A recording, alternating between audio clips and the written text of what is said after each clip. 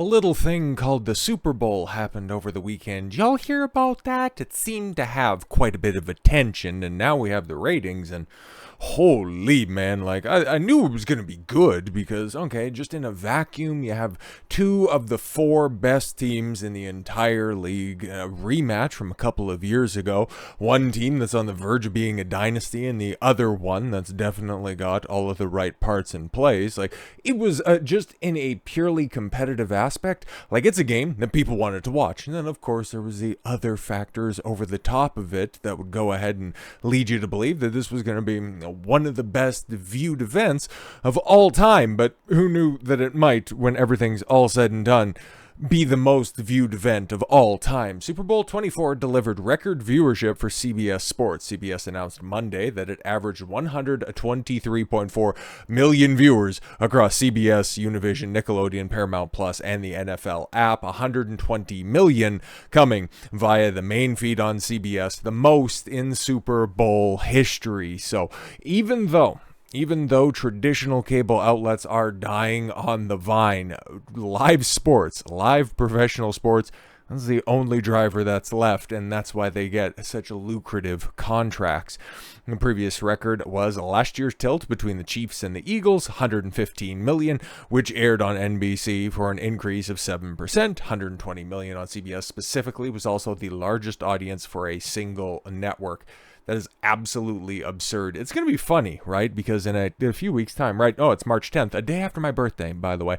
You have the Oscars that are going to be playing out. And, well, that was normally, like, back in the cut, back when the Oscars was actually event viewing and you didn't just, catch the highlights on Twitter. That used to compete and sometimes surpass the Super Bowl for viewership, but we've seen the Oscars fall off in recent years, and it'll be interesting. It will be very interesting to see if this is just a time when cable really just moves wholeheartedly into the live sports aspect. But now, because what's the conglomerate that is just joining forces together? You have Warner Brothers Discovery with, TNT, TBS, all of the different Turner Broadcasting networks under that umbrella. Then you have Fox Sports.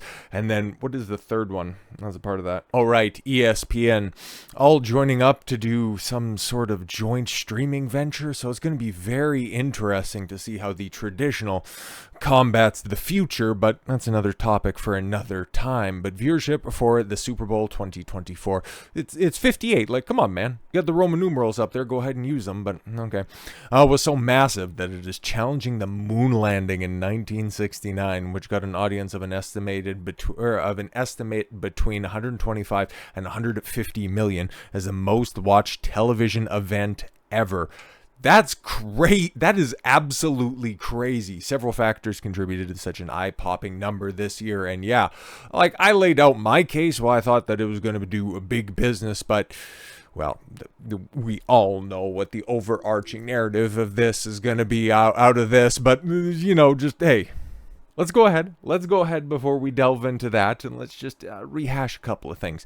The game featured two legacy fan bases, the Niners, particularly deep swath of fans dating back to their 5 Super Bowl championships, yes, in the 80s with good old Joe Montana, and actually my boy Ronnie Lott back there, and Jerry Rice, Dwight Clark, all of those great teams. That's great. And then, the chip that they won with Steve Young at the helm in 94. Whatever. I'm not really a Steve Young guy, but, it is what it is. And then the Chiefs quarterback Patrick Mahomes becoming the face of the NFL. Yes, his third in 5 years. Okay. And then also the Chiefs being the first AFL team to win the Super Bowl back at 3 with Len Dawson under center. Oh, those are the good old days, right? But yeah, obviously, right? Like, for all of the reasons that's there.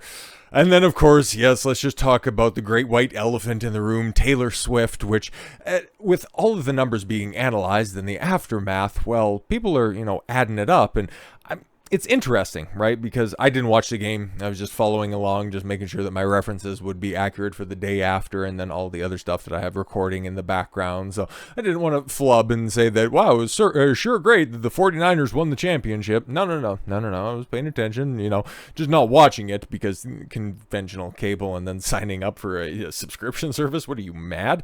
But no, Taylor Swift. Taylor Swift was always going to be dangled, and a big reason why a lot of single cat piss think and women would have tuned into the game in order to catch a glimpse of their queen, because we've seen, it's been very easy to track Kansas City Chiefs games whenever it was announced that Taylor Swift was going to be in attendance. Viewership skyrocketed precipitously for those games. They were the most watched team throughout the 2023-2024 season for that very reason. On top of the fact that they are, yes, one of the best teams in the league. I can't take that away from them. So every one of those trad cuck influencers that are out there, it's like, oh my God, it's a psyop.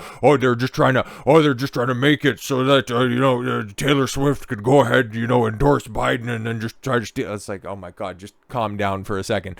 Like it said, okay, in the previous article right there, the Kansas City Chiefs have played in 4 of the last 5 Super Bowls, and now that they've officially won the 3rd one, like, come on, man, like, there's no conspiracy needed on that one. It's a damn good team. And it just so happened that one of the premier offensive players in the league is dating a verifiable pop music superstar, the biggest name in the game right now. So of course the NFL is going to take advantage of that. That's what I've been saying throughout all of my unfortunate coverage of this event, because I never anticipated doing this. It's just, hey man, that's in the news right now, so we got to talk about it. And well, Taylor Swift, instead of being the focus of the Super Bowl, which a lot of fans were being cautiously optimistic that wouldn't be the case, but then also knowing that, yeah, it's going to be the biggest event. Didn't know it was going to be the biggest event in history, but is the biggest singular sporting event on the entire calendar.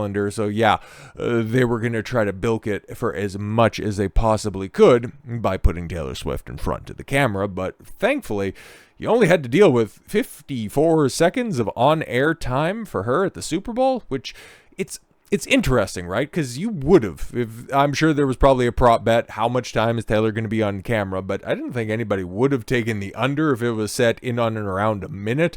You would have anticipated a few more cutaway reaction shots to her, but I don't know, maybe she's downing too many pints. Yeah, who knows? Whatever she was doing up there, we won't have to deal with it anymore, because that relationship ain't going to last, even though Travis Kelce thinks that I'm going to return because we want a three-peat, okay? Not 1, not 2, but 3 championships in a row.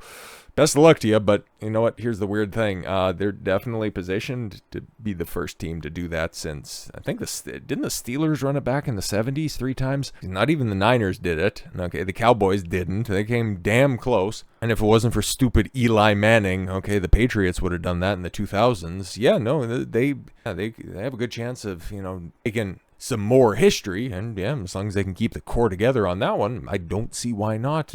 I don't see why they won't be making the championship game next year, or at least the AFC championship. And any further than that, who really knows? Like, if the Ravens can go ahead and, add a couple more offensive weapons, and maybe, I don't know, how about Lamar Jackson figures out how to actually be a quarterback instead of trying to be a one-man show? Can we just go ahead and figure that stuff out? But no, he won the 2nd MVP, so you can't criticize him. Hack, absolute hack. But anywho, Taylor Swift got just 54 seconds of on-air time at the Super Bowl this year. Interesting, right? Because, yeah, like I was saying, you would have anticipated her getting more time, but then at the same time, obviously, it worked because it was always just a little tease, keeping everybody in anticipation for, oh my God, when are we going to see Taylor again? Okay, and then you don't want to oversaturate, you don't want to piss off the people that you already spent the entire season pissing off, but then at the same time, you want to keep people intrigued, and the people that are only tuning in because of Taylor Swift. So you gave them enough. You gave them a taste and you got them hooked. It's just, there was no way to really hand it off after this. But the songstress who attended the game at Allegiant Stadium in Las Vegas was shown for just 54 seconds on the CBS broadcast as she cheered on her boyfriend, Chiefs star, yes, Travis Kelce. But there was some behind-the-scenes footage and some people caught some camera shots in the crowd, and there was a dedicated Taylor cam. So imagine being a cameraman, only having your red light go on, meaning that you're live for 54 seconds, and you had to be down there for, I don't know how long the broadcast was, 3.5, 4 hours. You're just focused in on one luxury booth. Oofda. According to analyst Jason Pauley, footage of Swift accounted for just 0.36% of the 4 hours, 8 minutes. Okay, 4 hours. That's right. Of game time on Sunday night. It was actually down from the 0.39% of the broadcast, the AFC Championship game against the Ravens on January 28th. All right. Still, her screen time beat out that of the B-roll of Caesar's Palace, 27 seconds. Footage of the Sphere, yes, that technological marvel. I kind of want to see that in person, but anyways, and singer Post Malone drinking a Bud Light in the stands. Of course, they probably made it very obvious that he was drinking a Bud Light. Another sponsorship opportunity, right? Per Polly. Swift, who was in a suite alongside actress Blake Lively, and oh my god, she was wearing a Deadpool and Wolverine bracelet that you can now buy right now. Jesus, all of this stuff is so consumer. Rapper Ice Spice. They said Raptor because she doesn't really look like a human being, but nothing against her. Maybe she's a great musical talent. Oh, that almost got that out with a straight face. Kelce's mom, Donna, and the rest of the crap. Yeah, I don't really care about any of that stuff, but obviously, man, like, even though she was only on the screen for less than a minute, she was a big reason why this is going to be one of, if not the biggest television event in history. It's so wild to think about, and yeah, you kind of have to be stupid if you don't think where the overwhelming popularity of Taylor Swift goes after this. We've seen it translate into fiduciary success, something that Trump pointed out so eloquently in his own very distinct way, and then of course in something that we're going to be making reference to in a video coming within the next couple of days. But Bill, my political takes are wherever the wind blows. Maher has a very keen insight onto what we can expect with Taylor Swift moving forward. Is convinced Taylor Swift can swing the election. MAGA people should be very careful. Okay, people, Taylor Swift endorsing Biden like she did led to the overwhelming victory for Biden in 2020. Okay, it created that windfall of votes in the middle of the night in Pennsylvania, and she was actually down there. If you really train in the cameras, okay, and you can see her putting up some of the poster board at the ballot counting booths in Michigan. Okay, people, her gigantic fan base in Maricopa County led to some of the ballot tabulators malfunctioning, and trust me, they'll get back to it, people. Like, this is such a boomer take, but all right, what do you got? Real-time host Bill Maher is convinced that music superstar Taylor Swift could literally swing the election in favor of President Biden. Yeah, the same way that those same celebrities could have swung the election in favor of Hillary Clinton when she had everybody under the yellow sun with a Q rating in the double digits come out and stump for her. Really worked out well the last time we had a normal election. I've hesitated to cover Taylor Swift like a national news story, but I swear to God, and for my years of experience doing this is a national news story in the sense that this is a person who can literally swing an election.